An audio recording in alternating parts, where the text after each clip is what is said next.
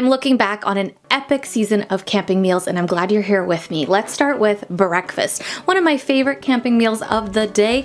And whether I am cooking on my Blackstone, which you will see a lot of because we added that to the camping this year, or if I'm bringing out the frying pan if we're going backcountry, breakfast is so easy when you're doing wraps or sandwiches, bacon, eggs, cheese, tomato, whatever you want. Sometimes I get a sweet tooth and we did some pancakes and sausage, and occasionally a little healthy breakfast, oats and berries. For lunch and dinner, because they're interchangeable, snacks are always a good one when it's hot out, and hot dogs are always a camp must, whether on the fire or the Blackstone, depending what mood we're in.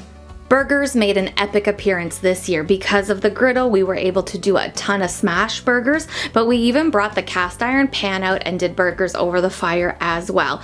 And beef burgers are great, but we did turkey burgers with turkey bacon and they were awesome too. A hot sandwich is always a great meal to warm up in the cooler months. Grilled cheese and tomato soup, a perfect combo. Those are really great heartwarming meals on cool days, and we tend to camp a lot in the colder months. Pasta, another one that makes a classic appearance. I love making the sauce ahead of time, and then it's a one-pot meal. You throw everything together to warm it up.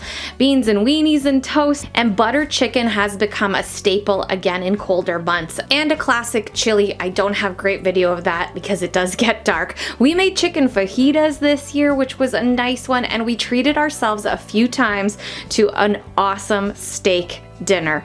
That was something I had never thought I would do at camp, and now it might become a regular thing. Cheers to having great camp meals.